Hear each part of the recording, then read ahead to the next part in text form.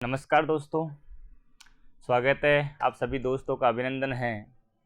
हम सभी पढ़ रहे हैं आपके सौंदर्य और सौंदर्य के अंतर्गत हम थोड़ा आज अध्ययन करेंगे शिल्प सौंदर्य के बारे में। वैसे आप सभी काफ़ी समझ रहे हैं शिल्प सौंदर्य। हम पहले पढ़ रहे थे काव्य सौंदर्य, और मित्रों काव्य सौंदर्य के अंतर्गत यानी आपने पढ़ा कि कविता की सुंदरता, कविता की सुंदरता जिनसे बढ़ती है, कविता की सुंदरता जिनसे बढ़ती है वो आपके यानी कि यूँ कह लीजिए आपके काव्य सौंदर्य कहलाता है। तो आपके सिलेबस में काव्य सौंदर्य में से आपने इससे पहले पढ़ा भाव सौंदर्य, और भाव सौंदर्य का आप अध्ययन कर चुके हो। भाव सौंदर्य इसका सीधा संबंध आपके रस से होता है, जो आपके यानी कि यूँ कह सकते हैं हम आपके प्रतीक, बिंब और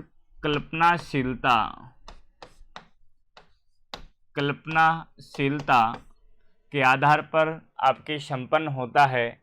और रस के अंतर्गत आपने पढ़ा कि ये सही सी बात है कि विभाव, अनुभाव,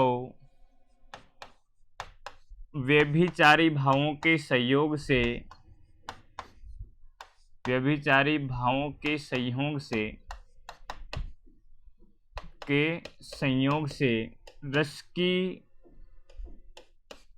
रस की निष्पत्ति होती है, ये आपने पढ़ा।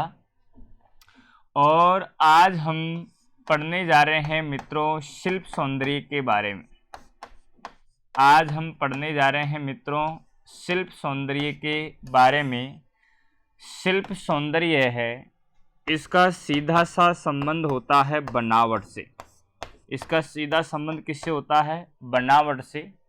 या फिर ऐसे कह सकते हैं कि इसका संबंध होता है आकर्षण से, या फिर ऐसे कह सकते हैं कि इसका संबंध होता है प्रभावात्मकता से। ये देखिए, या फिर ऐसे कह सकते हैं कि इनका संबंध होता है सुंदरता से, या फिर ऐसे कह सकते हैं कि इसका संबंध होता है सुंदर स्वरूप से। किससे होता है? सुंदर स्वरूप से होता है। और इसका संबंध होता है आपके कथोपकथन से। ये देखिए, यानी कि शिल्प सौंदर्य की यदि हम बात करते हैं तो इसका शाब्दिक अर्थ होता है बनावट, और यह कह लीजिए आप लेके आएंगे तो इसका संबंध किससे होता है? आपके यानी कि आकर्षण से हो जाएगा, भावात्मकता से हो जाएगा, आपके यानी कि भावात्मकता से संबंध रस का होगा, प्रभावात्मकता हो जाएगा, और फिर सुंदरता, सुंदर स्वरूप कह लीजिए, और कथोपकथन कह लीजिए। ये सभी आपके यानी कि शिल्प सौंदर्य के एक भाग हैं। तो आइए दोस्तों आज इनके बारे में थोड़ा विस्तार से चर्चा करते हैं। आप जानते हैं शिल्प सौंदर्य का शाब्दिक अर्थ है आपके शिल्प सौंदर्य। शिल्प सौंदर्य का शाब्दिक अर्थ है, सही सी बात है, बनावट, यानी कि बनावट, या फिर ऐसे कह सकते हैं कि ऐसा आकार प्रकार जो सामने वाले को प्रभावित करे। यानी कुल मिला के बात यह है कि इससे पहले आपने भाव सौंदर्य का अध्ययन किया, तो भाव सौंदर्य में आपने देखा कि उसका सीधा संबंध होता है व्यक्ति के भावों से। किससे संबंध होता है? व्यक्ति के भावों से उसका संबंध होता है, व्यक्ति की मनोभावों से, उसकी आत्मा अनुभूति से, उसकी रसानुभूति से उसका संबंध होता है, कि आनंद से उसका संबंध होता है, आप ऐसे कह सकते हैं। लेकिन इसमें यदि हम बात करें आपके शिल्प सौंदर्य में, तो हम यहाँ बात करेंगे कि वो आनंद कैसे आएगा। वो आनंद कैसे आएगा? तो उस आनंद की प्राप्ति के लिए जो हम ढांचा बनाएंगे, जो प्रारूप बनाएंगे, जो आकर्षण हम पैदा करेंगे, जो हम शैली लेके आएंगे, जो हम शब्द लेके आएंगे, जो हम योजना हम बनाएंगे, वही हमारा सारा का सारा शिल्प सौंदर्य कहलाएगा। यदि सरल भाषा में ऐसे कहूँ कि आपका जो रस है, रस का सीधा सा संबंध आपके यानी कि किससे होता है, रस का सीधा सा संबंध आपके आपके भाव सौंदर्य का सीधा संबंध किससे होता है, रस से होता है। भाव सौंदर्य का सीधा संबंध किससे होता है, आपके भावों से होता है, और भावों का सीधा संबंध रस से होता है, सही सी बात है। लेकिन शिल्प सौंदर्य का सीधा संबंध जहाँ पर होता है उसका होता है आपके जहाँ रसानुभूति होती है, तो रसानुभूति होने के अंतर्गत आपके सहायक पोषक तत्व कौन से हैं, आपके सहायक तत्व कौन से हैं, उनसे संबंध होता है शिल्प सौंदर्य का। आई क्या बात समझ में। अब जरा देखिए, जैसे कि मैं एक बात कहूँ, मैं आपसे कहना चाह रहा हूँ, देखिए कि आपके कोई सी बात समझ लीजिए, जैसे आप जितने भी शब्द रखोगे अपने आप आपको पता लग जाएगा। जैसे कि मैं आपसे कहना जा रहा हूँ, देखिए कनक कनक ते सो गुनी, कनक कनक ते सो गुनी, ये देखिए कनक कनक ते सो गुनी मादकता अधिकाय, कनक कनक ते सो गुनी मादकता अधिकाय, या खाए बोराई जग,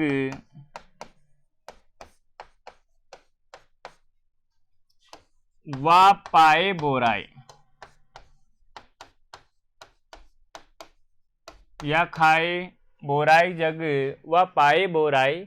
अब यहाँ पर है आपकी बनावट का फर्क। देखिए यहाँ पर आपको देखने को मिलेगा शिल्प सौंदर्य कि साफ शिल्प सौंदर्य कौन सी दशा में। अच्छा, मैं शिल्प सौंदर्य को सीधी सरल भाषा में आपको समझाने का यदि प्रयास करूं तो मैं ऐसे कह सकता हूं कि जैसे मैंने ये वस्त्राभूषण धारण कर रखे हैं, ये तो है मेरा शिल्प सौंदर्य। ये क्या है, शिल्प सौंदर्य। ये है मेरा आकर्षण, ये है मेरा प्रभाव, जो बाह्य तत्व हैं, जो हमारे बाह्य तत्व हैं, जो हमारे को हमारे आंतरिक जो अनुभूति है उसमें सहायता दे रहे हैं, आंतरिक अनुभूति को सही यानी दिशा में लाने का प्रयास जो कर रहे हैं। तो ये बाह्य तत्व क्या है हमारे, ये हमारे सहायक हैं। तो ये जो सहायक तत्व है सारे के सारे शिल्प सौंदर्य है। और जो आत्मानुभूति हो रही है, जो आनंद आता है अंदर से, वह आनंद क्या है मेरे प्यारे मित्रों, वह आपका भाव सौंदर्य है। वह क्या है, आपका भाव सौंदर्य। तो शिल्प सौंदर्य इसका शाब्दिक अर्थ बनावट होता है। अब बनावट कैसे, देखिए कनक कनक ते सो गुनी मादकता अधिकाय, या खाए बोराई जग व पाए बोराई। बोराई का मतलब होता है कि यानी कि पागल हो जाना। ये देखिए बोराई का मतलब क्या है, पागल हो जाना। तो इसका तो ये तो अर्थ समान है ना, यानी कि आपके इसको तो खाने से आदमी पागल हो जाता है, और यानी कि बोरा जाता है, और उसको यानी कि इसको तो खाने से, इसको पाने से जग बोरा जाता है, यानी कि आदमी पागल हो जाता है। क्योंकि आप जानते हैं कि जिसके पास धन संपदा होती है वो व्यक्ति वश में कहाँ होता है, वो तो बिल्कुल होता ही नहीं है, वह व्यक्ति तो आपके वश में होता ही नहीं है मित्रों। तो ये देखिए कनक कनकते सो गुनी मादकता अधिकाय, इसमें आपका शिल्प सौंदर्य क्या नजर आया। अब जरा देखिए मैं आपको बताता हूं, यहाँ पर जो कनक कनकते सो गुनी, इस कनक का अर्थ है स्वर्ण, और ये देखिए कनक कनकते सो गुनी मादकता अधिकाय, और इसका मतलब है धतूरा। इसका मतलब क्या है, धतूरा। कनक कनकते सो गुनी मादकता अधिकाय, या खाए बोराई जग व पाए बोराई, यानी कि स्वर्ण और धतूरे से आपकी 100 गुनी आपकी मादकता हो जाती है, यानी कि आपके इनसे 100 गुना मादकता हो जाती है। एक को तो खाने से आपके यानी कि बोरा जाता है आदमी, और एक को पाने से बोरा जाता है। अब यदि आप इस पंक्ति को ऐसे लिख दो, स्वर्ण और धतुरा ते 100 गुनी मादकता अधिकाय, या खाए बोराई जग व पाए बोराय, तो जितना मजा आपको, जितना आनंद इसमें यानी कि जो चमत्कार आपको यहाँ दिखाई दे रहा था इसको लिखने से, ये देखिए कनक कनक से, वैसे इसमें दिखाई नहीं देगा। यह होता है शिल्प सौंदर्य। यह क्या होता है मित्रों, शिल्प सौंदर्य, इसे कहते हैं शिल्प सौंदर्य। और आपको पता भी लगा, देखिए किस तरीके से आपका शिल्प सौंदर्य होता है। भगवान भक्तों की भूरी बुद्धि भगाई, ये आपने देखा ये कई बार। अब जरा देखिए पढ़ते हैं इसमें से तो किस तरीके से कहाँ पर क्या होता है। तो लिखिएगा, शिल्प सौंदर्य, शिल्प सौंदर्य से तात्पर्य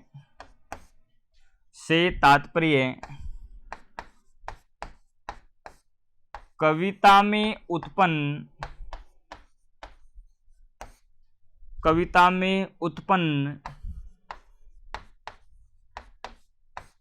चमत्कार,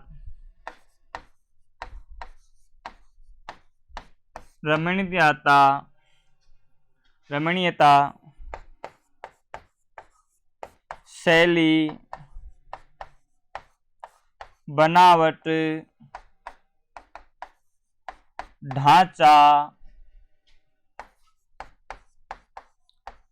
योजना से है। ये देखिए, यानी कि शिल्प सौंदर्य से तात्पर्य हमारा क्या है कि कविता में उत्पन्न जो चमत्कार होगा, रमणीयता होगी, शैली होगी, बनावट होगी, जो छंद योजना होगी, उससे हमारा सीधा सीधा संबंध होता है। हाँ, और यह सही सी बात है कि एक कवि जो भी है, यानी कि कवि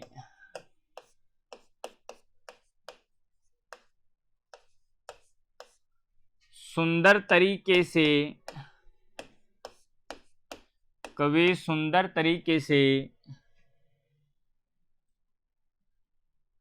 अपने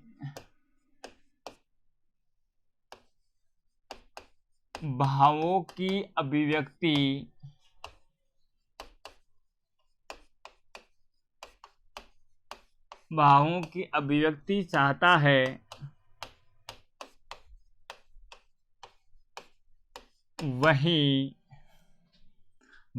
अभिव्यक्ति चाहता है, वही शिल्प सौंदर्य है। वही क्या है मित्रों? शिल्प सौंदर्य है। यानी कि कवि सुंदर तरीके से अपने भावों की अभिव्यक्ति चाहता है कि सामने वाले के उसके भाव उसके समझ में आ जाए। तो जो आपका तरीका जो है, ये सुंदर जो तरीका होगा भावों की अभिव्यक्ति के लिए, वही हमारा क्या होगा मित्रों? आपके शिल्प सौंदर्य होगा। और इसके लिए वह यानी कि आपकी अच्छी योजना बनाता है, अपने भावों की अभिव्यक्ति चाहता है, वही आपका क्या है? शिल्प सौंदर्य है। और सुंदर योजना बनाता है, और अपने जो सुंदर तरीका रहेगा इसका, तो उसमें भी लिखिए कविता को सुंदर बनाने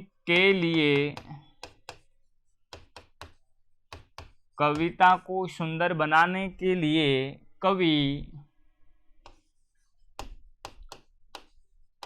अलंकार, शैली,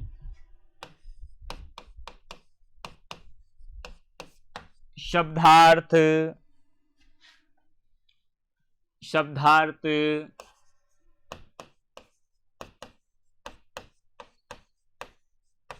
छंद योजना, प्रतीक, बिंब,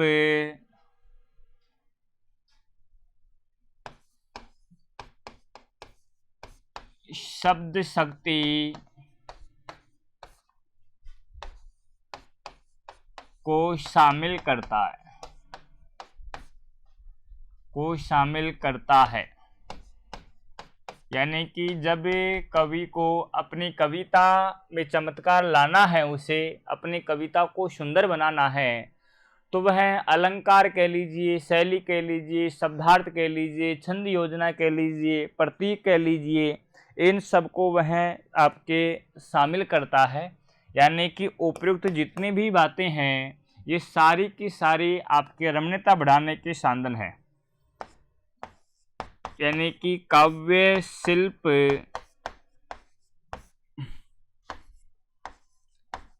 रमणीयता बढ़ाने का साधन है। काव्य शिल्प रमणीयता बढ़ाने का साधन है।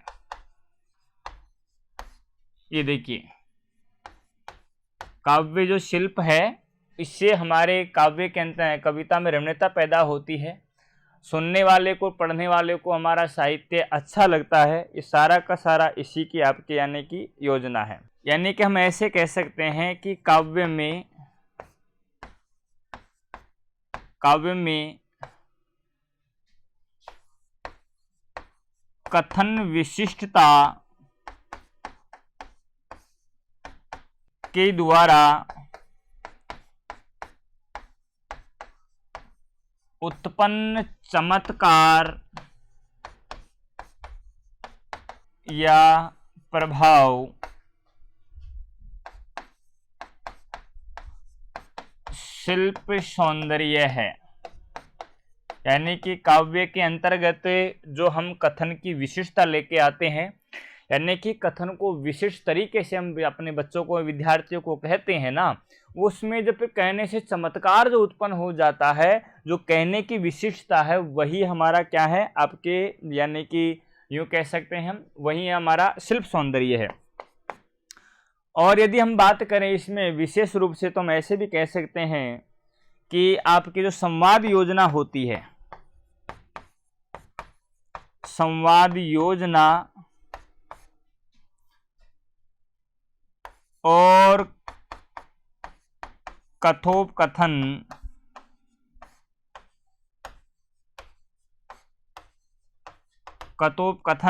में शिल्प सौंदर्य का विशेष महत्व होता है।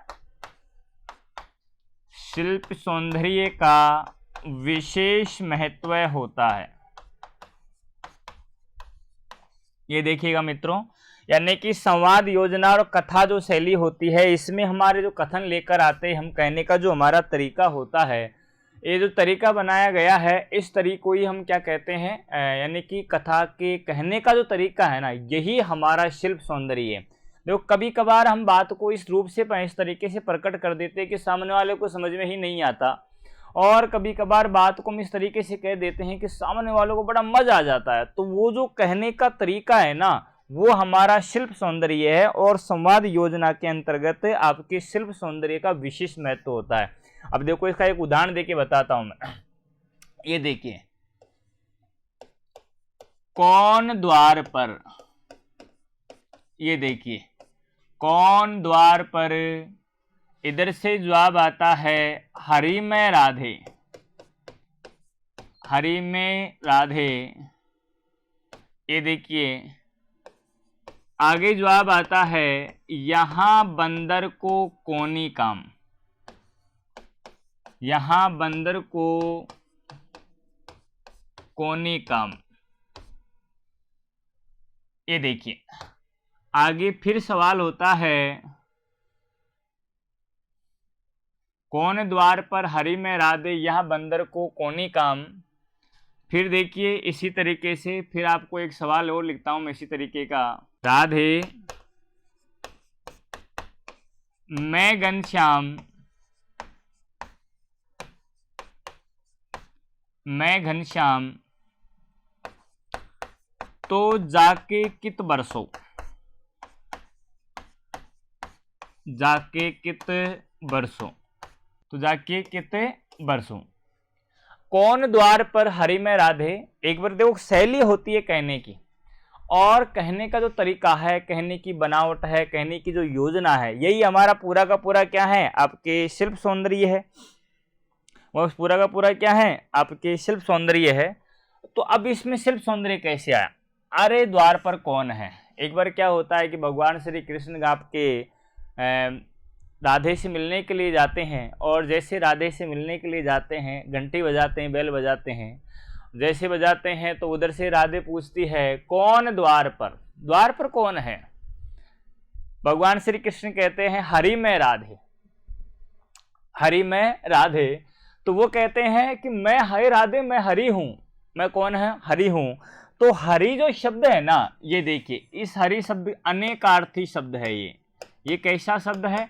अनेकार्थी शब्द है, और इसका अर्थ निकल कर आता है, एक तो निकल कर आता है बंदर, और एक निकल कर आता है भगवान श्री विष्णु, यानी कि भगवान श्री कृष्ण। तो हे राधे मैं विष्णु हूं, मैं आपकी कृष्ण हूं, मतलब तो ये था। लेकिन उन्होंने, आपकी राधा ने इसका मतलब किससे समझा दिया उनको? बंदर से। फिर उन्होंने क्या कहा? यहां बंदर को कोनी काम। यहां बंदरों का काम नहीं है, यहां बंदरों का काम नहीं है। फिर वो कहते हैं राधे मैं घनश्याम, हे राधे मैं तो घनश्याम हूं। घनश्याम, ये देखिए घन के समान श्याम, यानी कि बादल। ये देखिए यहां पर उन्होंने क्या कहा कि मैं घनश्याम, तो ये उन्होंने क्या कहा, जो जाके कित बरसो। अरे तुम बादल हो तो भैया जाके कहीं पर क्या करो, बरसात कीजिए। यहां पर आप हमारे दरवाजे पर क्या कर रहे हैं। तो ये है कहने का तरीका। ये जो इस तरीके से कहने का तरीका आता है ना, इसी को ही हम कहते हैं हमारे शिल्प सौंदर्य। और इसमें वक्रोक्ति अलंकार है। यदि अलंकार की हम बात करते हैं तो इसमें वक्रोक्ति अलंकार है, ध्यान रखिएगा। वक्रोक्ति अलंकार, ये इसमें वक्रोक्ति है, कहने का जो यानी तरीका है, इसमें आपके वक्रोक्ति आई है और इसी के कारण बड़े प्यारे कथन ये बन गए हैं। अब यदि हम बात करें कि ये सब बातें हैं, तो काव्य के कितने पक्ष हैं, तो आप जानते हैं पहले भी पढ़कर आए हैं काव्य के पक्ष। ये देखिए काव्य के पक्षों की हम बात करें तो काव्य के सीधे सीधे मित्रों दो पक्ष हैं। एक तो है आपके भाव पक्ष, ये देखिएगा, और एक है आपका कला पक्ष। ये देखिए भाव पक्ष के बारे में आपने पहले भी पढ़ा। भाव पक्ष का संबंध होता है आपके यानी कि रस से। भाव पक्ष का संबंध यानी भाव क्या है, रस है, और इनका संबंध होता है आपके काव्य की विषय वस्तु से। इसका संबंध किससे होता है, विषय वस्तु से होता है। काव्य की विषय वस्तु से आपके भाव पक्ष का संबंध होता है, और इसके अंतर्गत आपके हम बात करें तो भाव का, विचार का, इनका समावेश हो जाता है। भाव का, विचार का क्या हो जाता है मित्रों, आपके समावेश। और रस से तात्पर्य होता है आनंदानुभूति, यानी कि आनंद की अनुभूति हो जाए। ये देखिए यानी कि यूं कह लीजिए मजा आ जाए, आनंद आ जाए, उससे आपके रसानुभव। ये देखिएगा मजा जो आ जाए वह हमारा भाव पक्ष है। और कला पक्ष में यदि हम बात करते हैं तो मित्रों कला पक्ष का संबंध होता है आपके यानी कि काव्य की रमणीयता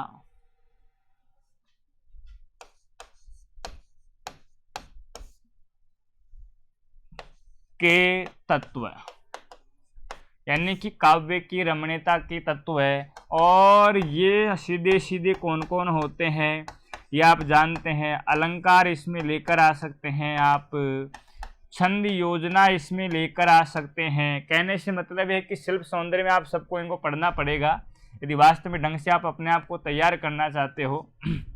आपके अलंकार कह लीजिए, छंद योजना कह लीजिए, और इसी के आगे हम कहेंगे तो इधर मैं लिख देता हूं मित्रों, शब्द शक्ति कह लीजिए,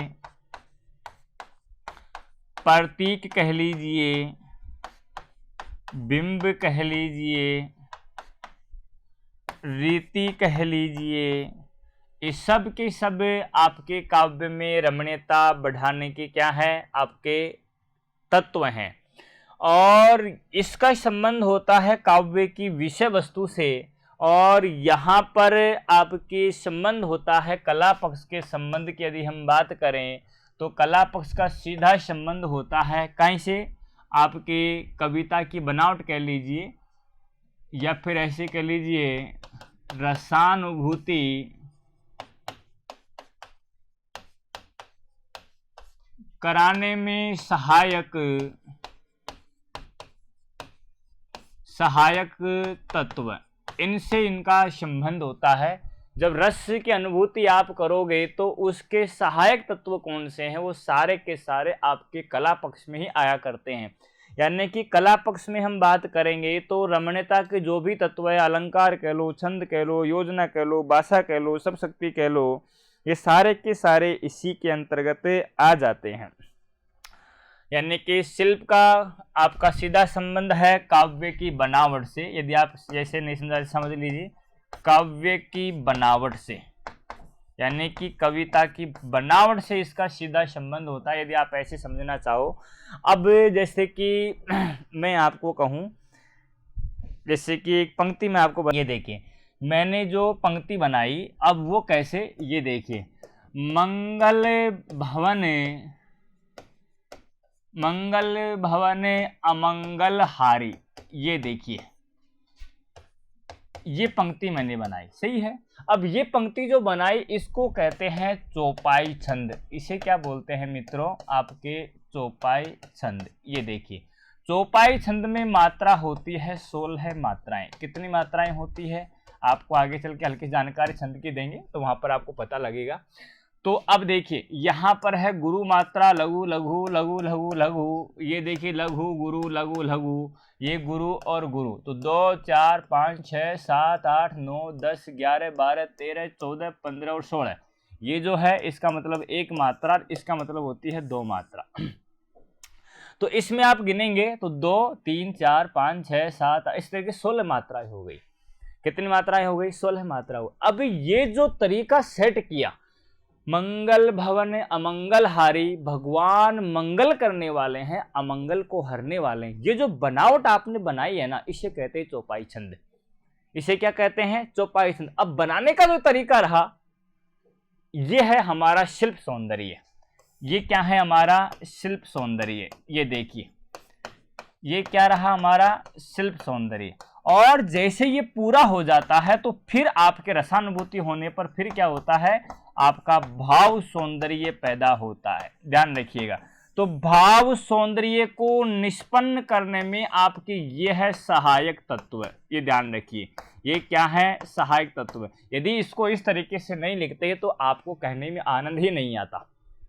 आपको कहने में क्या है, आनंद नहीं आता। पानी पराती को हाथ छुयो नहीं, नैनन के जल सुपगु धोए, देख सुदामा की दीन दशा तब करुणा करके करुणा निधि रोए। अब ये जो आप, यानी कि आपको आनंद आता है इस तरीके से आपको गाने में, तो उसमें कहीं न कहीं आप, यानी कि इसका योगदान होता है। ध्यान रखिए, यदि उसको इस तरीके से नहीं लिखा जाता तो आपको क्या आनंद आ जाता, नहीं आ पाता। का सौंदर्य है वो कौन सा है, आपका शिल्प सौंदर्य है, सही से।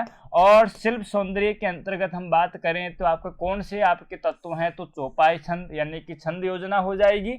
और भाषा तत्व की हम बात करें तो इसमें भाषा कौन सी हो जाएगी मित्रों, अवधी भाषा। ये ध्यान रखिए। देखो मैं आपको बताता हूँ, यदि सूरदास जी के बारे में कोई बात आ जाए तो आपको सीधी सी बात है, उनकी भाषा है काव्य भाषा, ब्रिज भाषा। ये ध्यान रखिएगा।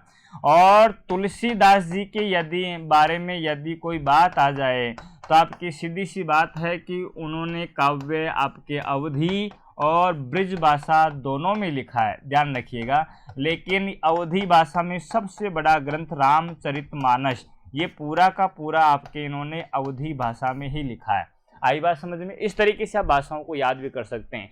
और आधुनिक कवि हैं हमारे जितने भी, ये देखिए आधुनिक कवि जितने भी हुए हैं ना, इन आधुनिक कवियों के सारे कवियों की हमारी भाषा रही है, सारे के सारे कवियों की भाषा रही है खड़ी बोली। ये ध्यान रखिएगा। कौन सी भाषा रही है, खड़ी बोली। ये देखिए, विद्यापति की कोई बात आ जाए, विद्यापति कोई पदावली आ जाए, पदावली कोई पंक्ति आ जाए तो उनकी भाषा है मैथिली भाषा। ये ध्यान रखिए। कौन सी भाषा है मित्रों, मैथिली भाषा है। इस तरीके से आप, यानी कि कवियों की भाषा संबंधी भी कोई सवाल आ जाए तो आपको याद रखना। ऐसे आपको यूँ समझ लीजिए, दादू दयाल जी कोई बात आ जाए तो दादू दयाल जी हमारे इन्होंने साहित्य यहाँ पर लिखा है, तो सीधी सी बात है उनकी भाषा निकल के आएगी, ढूंढाड़ी भाषा के अंतर्गत आपने साहित्य लिखा। और मीराबाई लेके आ जाओगे तो उन्होंने पिंगल भाषा के अंतर्गत अपना साहित्य लिखा। तो कहने से मतलब यह है कि भाषा और उसका कहने का तरीका, और फिर उसके बनाने जो ढांचा बना दिया हमने, प्रारूप बना दिया, यह प्रारूप ही क्या है मित्रों हमारा, यानी कि सीधा सीधा सा क्या है, सीधा सीधा सा आप यूँ कह लीजिए, ये पूरा का पूरा प्रारूप ही क्या है, ये आपका शिल्प सौंदर्य है। यानी कि मेरे शरीर को ढकने के अंतर्गत ये जो मैंने पहन रखे हैं, घड़ी बनाई, हाथ के चश्मा लगाया, ये बनाया, ये साज सज्जा जो मेरी है वो पूरा का पूरा शिल्प सौंदर्य होता है। आई बात समझ में। और शिल्प सौंदर्य बनाया क्यों जाता है क्योंकि ये इसमें सहायक होता है भाव सौंदर्य में। आई बात समझ में। मैंने आपको बताया था कि बिंब आपके 4 प्रकार के होते हैं, यानी कि बिंब जो हैं वो बिंब क्या है, बिंब आप ऐसी एक प्रतीक योजना, ऐसी एक सादृश्य धर्म है जिसके आधार पर आप स्पष्ट कर लेते हो कि आने वाले समय के अंतर्गत ये चीज इसके बारे में है। अब बिंब कैसे, बिंब वैसे हमारे साहित्य जगत में कहें तो मैं आपको बता सकता हूँ 4 प्रकार के बिंब होते हैं, जो कल चर्चा आपने वैसे बिंब की कर रखी है वैसे इससे पहले वाली क्लास में। तो बिंब जो है वो 4 प्रकार के होते हैं। बालक, सर्वप्रथम बालक में जो बिंब बनता है वो दृश्य बिंब, दृष्टि बिंब बनता है। दृश्य कहेंगे जिससे हम, दृष्टि, जैसे वो देखता है उठ करके ये क्या है, ये क्या है, ये क्या है, तो वो आकृतियां बालक के खोपड़ी मस्तिष्क में स्थापित हो जाते हैं, उसे कहते हैं दृश्य बिंब। बालक ने रोज गाय देखी, गाय का चित्र देख रहा रोजाना, गाय ये खड़ी है मेरे, यानी मेरे पलंग के पास जो बैठी है ये क्या है, गाय है। सही बात है, उसके चित्र को देखा, चित्र के बारे में फिर लोगों ने उसको, यानी घर वालों ने कहना चालू कर दिया कि ये क्या है, गाय है, ये क्या है, गाय है, ये क्या है, गाय है। बात समझ में आई। अब वो गाय जिससे, तो गाय का संबंध स्थापित हो गया किससे, आपके यानी कि सुचित्र से। तो वहां पर अब वो कौन सा बिंब बनना चालू हो गया, श्रुति बिंब। अब बालक की खोपड़ी में जैसे हम कहते हैं गाय, तो गाय का कहते हुए चित्र याद आता है, उसे कहते हैं श्रुति बिंब। इस तरीके से आपके काम होता है। इस तरीके से क्या होता है आपके, यानी कि कार्य होता है। अब और मैं आपको बताऊं तो आप जैसे कि सादृश्यता देखिए, फिर आप जैसे ही गाय के अंतर्गत आपके बच्चे में जो खोपड़ी में जब आपके दृष्टि बिंब बन जाए और आपके श्रुति बिंब बन जाए, तो फिर आपके निष्पन्न होता है विचार बिंब। फिर क्या होता है, विचार बिंब। अब विचार कैसे, अब जैसे किसी ने, अब गाय वहां पर है नहीं लेकिन किसी ने कहा गाय, और गाय के बारे में जैसे नाम शब्द सुना बालक ने और तुरंत वो दृष्टि आ गई, गाय का चित्र ऐसे होता है, और फिर वो गाय के बारे में विचार कर रहा है, अच्छा वो गाय, वो सफेद रंग वाली, उसके 4 पैर थे, सींग था, वगैरह वगैरह। तो ये क्या थे, आपके विचार बिंब।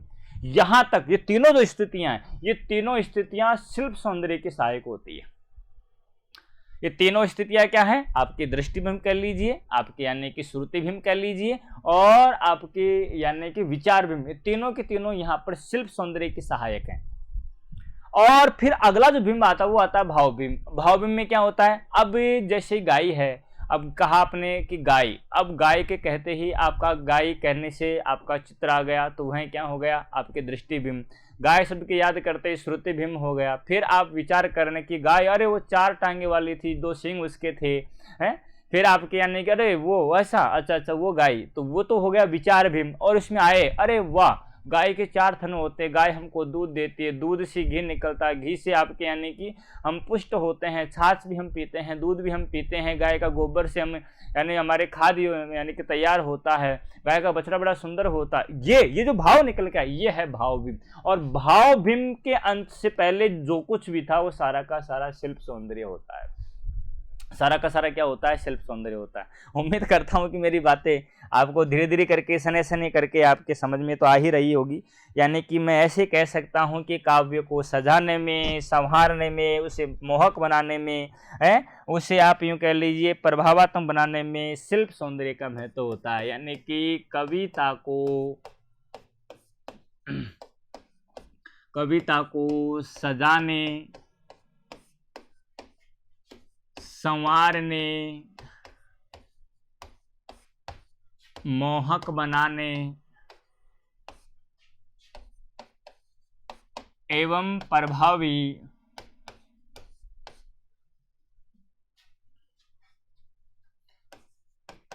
प्रभावी बनाने में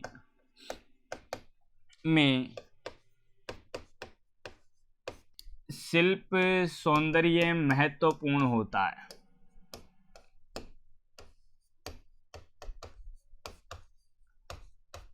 शिल्प सौंदर्य महत्वपूर्ण होता है। ये देखिएगा दोस्तों, यानी कि किसी को सजाना है, उसको संवारना है, मोहक बनाना है, प्रभावी बनाना है, आकर्षक बनाना है, तो वो आपके यानी कि क्या है, वहां पर आपका शिल्प सौंदर्य आपका महत्वपूर्ण होता है। और शिल्प सौंदर्य के अंतर्गत अब आपको क्या क्या पढ़ना चाहिए जो आपके परीक्षा के लिए उपयोगी है। तो रीट के अंतर्गत आपको इसमें पढ़ना चाहिए हल्का सा अलंकार, हल्का सा आपको पढ़ना चाहिए छंद, हल्का सा आपको गुण की भी जानकारी होनी चाहिए, हल्की सी आपको रीति की भी जानकारी होनी चाहिए, और अलंकार, छंद, गुण, और हल्की सी आपको शब्द शक्ति की भी जानकारी होनी चाहिए, और हल्का सा आपको यानी कि भाषा की भी जानकारी होनी चाहिए कि भाषा कौन सी है। तो इन सब का जब आप अध्ययन कर लोगे तब इस आपका शिल्प सौंदर्य प्रकरण पूरा होगा। अब मेरी बात सुनिए, जब भी मैं फर्स्ट ग्रेड को पढ़ाऊँ तो इसमें से कम आपके यानी कि समझ लीजिए फर्स्ट ग्रेड आपकी ज़्यादा क्लास से हो जाती है, तो वहाँ पर आप इसमें कम से कम 50 क्लास पढ़ लेते, 50 घंटे। छंद को आप पढ़ाने लगो तो आराम से आपके लगभग कम से कम 10 घंटे आराम से हो जाते हैं, यानी कि और सारे छंदों की बात नहीं कर रहा, मतलब फर्स्ट ग्रेड सेकंड ग्रेड की बात कर रहा हूँ। गुण पढ़ाने लगे तो कम से कम 5-6 घंटे हो जाते हैं, रीति को पढ़ाने लगे तो 5-6 घंटे इनमें भी, सब शक्ति में भी 5-6 घंटे इसमें भी, और भाषा की जानकारी में 5-6 घंटे, तो ये तो काफ़ी लंबा हो गया। लेकिन हमारे यहाँ पर सवाल आएगा 1 नंबर का, और एक ही सवाल आना शिल्प सौंदर्य से, सही सी बात है। तो इनकी जो सार्वभौमिक और सरल तरीके से और सुगम तरीके से जो मैं आपको समझा सकता हूं, और जो आप सवाल सही कर लेंगे, और ये पक्की बात है वास्तव में कर लेंगे, क्योंकि इसके पढ़ने के अलावा फिर आपको आवश्यकता नहीं पड़ेगी, तो फिर आप यानी कि सही दिशा में और सही तरीके से आप एक सवाल को आपको सही कर लोगे, और शिल्प सौंदर्य से एक सवाल आना है। तो सामान्य ज्ञान पर सामान्य तौर पर जो इनको बारे में पढ़ना चाहिए हमको, वो हल्की हल्की जानकारी इनके सब के बारे में हम लेंगे। अब जरा देखिए, इनमें से सबसे पहले तैयार करने के लिए हमारा बिंदु आता है आपके अलंकार। ये देखिए, हमारा सबसे पहला बिंदु है अलंकार, और अलंकार जो शब्द है ऐसे बना हुआ है अलम धनकार, मैं का अनुस्वार बन जाता है, ये देखिए। और अलंकार का यानी कि शाब्दिक अर्थ होता है आपके आभूषण। ये देखिए, अलंकार का शाब्दिक अर्थ क्या है? आभूषण। ये देखिए, एक तरीके से मैं ऐसे कह सकता हूं परिधान, ये देखिए, या फिर ऐसे कह सकते हैं कि मोहक तत्व, इसको भी हम ऐसा कह सकते हैं। और इसकी सीधी सी परिभाषा ये होती है, देखिए क्या, अलम करोति इति अलंकार है। ये देखिए, इति अलंकार है। काव्य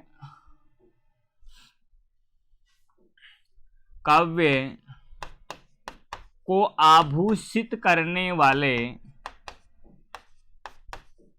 तत्व, काव्य को आभूषित करने वाले तत्व क्या कहलाते हैं? अलंकार कहलाते हैं।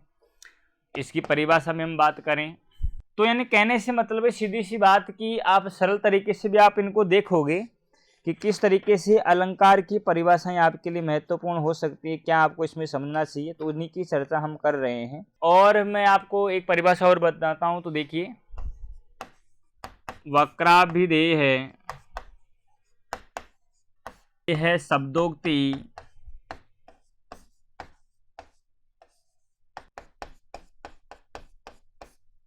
वाचमालंकृत करती,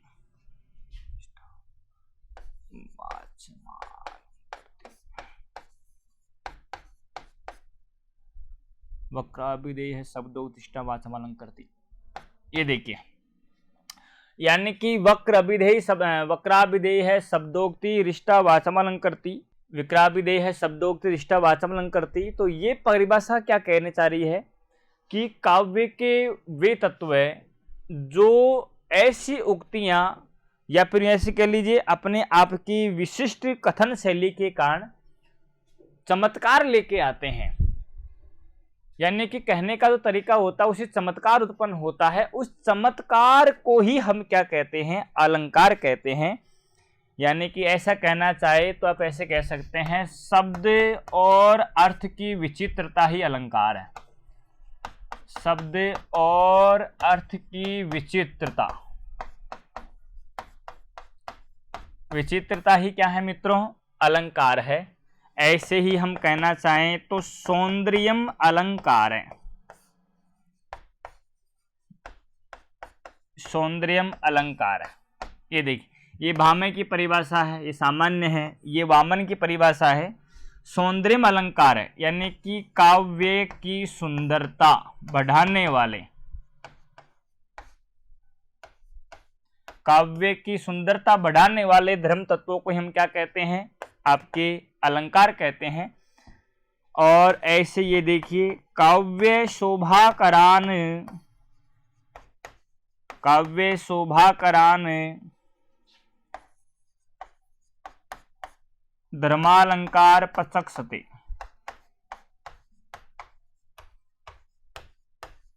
ये देखिए, काव्य की शोभा बढ़ाने वाले, काव्य की शोभा बढ़ाने वाले धर्म तत्वों को,